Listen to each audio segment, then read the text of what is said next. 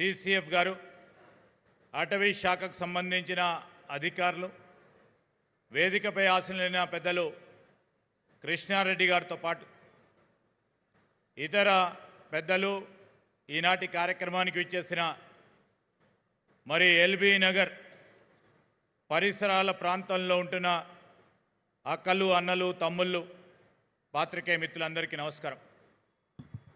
ప్రధానంగా రెండు విషయాలు. ఈరోజు పచ్చదనం తీసుకురావాలి,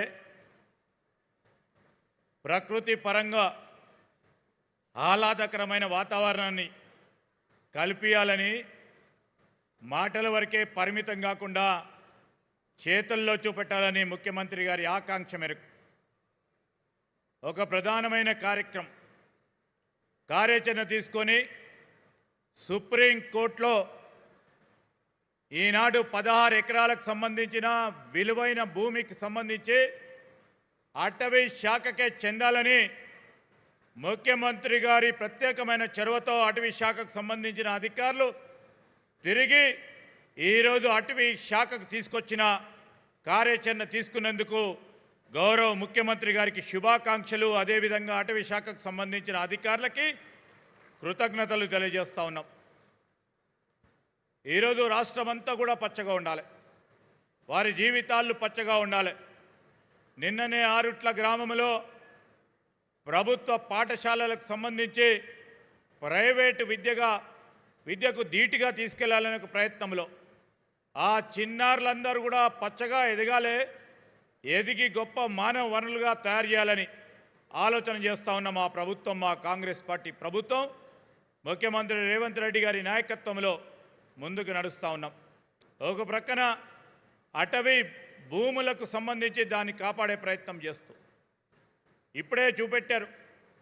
వివిధ జిల్లాలకు సంబంధించి ఏ విధమైన ఓ కార్యాచరణ తీసుకొని ఒక పరంగా ఈకో టూరిజంని, ఇంకో పరంగా ఈరోజు చెట్లు నాటడం, పెద్ద ఎత్తున చెట్లు నాటడం కార్యక్రమం చేయడంతో పాటు గత ప్రభుత్వం చేసిన విధంగా కేవలం చెట్ల నాటడానికి వారు చూపెట్టిన ఆసక్తి, చెట్లను కాపాడటానికి కానీ చెట్లను సంబంధించి సంపదను పెంచడానికి వారు చూపెట్టిన ఆసక్తిలా కాకుండా ఈరోజు పక్కడబందిగా ఈ వనమహోత్సవ కార్యక్రమం భాగంలో చెట్లను పెంచాలి, ప్రకృతిని కాపాడుకోవాలని ఒక నినాదాన్ని ఇవ్వాలని ప్రతి సంవత్సరం కూడా ముఖ్యమంత్రి గారు మరి తెలంగాణ రాష్ట్ర వన సంరక్షణ సంబంధించి ఈ కార్యక్రమం చేపడతా ఉన్నాం.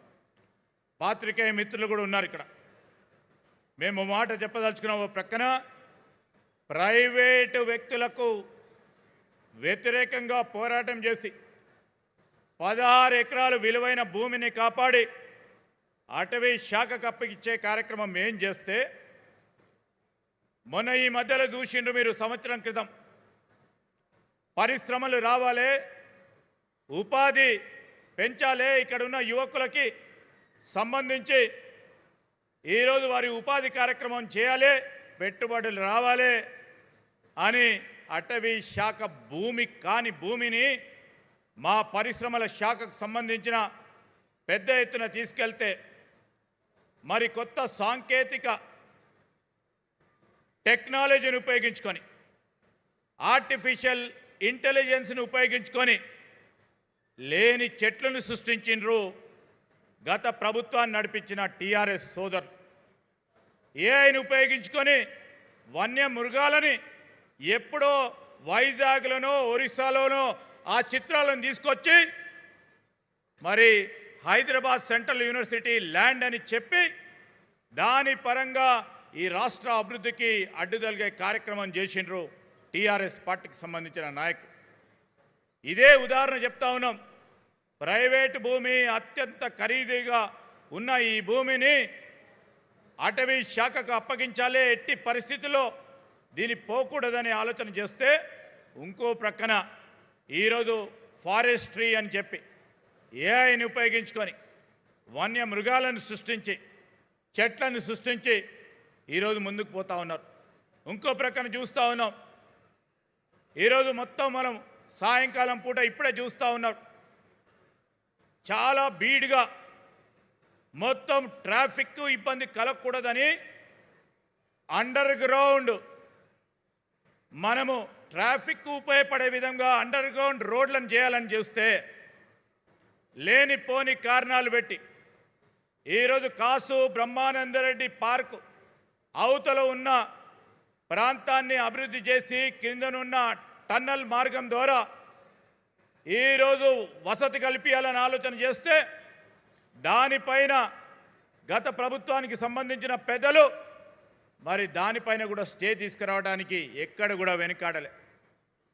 మాటల వరకే పరిమితం కాకుండా ఈరోజు చేతల్లో చూపెట్టాలని మా ప్రభుత్వం, మా ఆకాంక్ష, మా ఆలోచన, ముఖ్యమంత్రి గారి ప్రేరేపణ.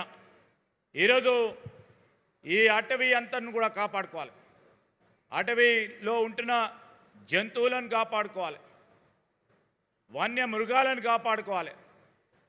మన జంట నగరాలకు సంబంధించి మీరు ఇంతకుముందు చూసిన హైడ్రా అనే వ్యవస్థను స్థాపించి చెరువులను కుంటలను కాపాడుకోవాలి. అక్రమార్కులను ఈరోజు ఇక్కడి నుంచి తరిమేయాలనే ఉద్దేశంతో ముందుకు పోతా ఉంటే దాన్ని కూడా రాజకీయం చేస్తూ ఉన్నారు.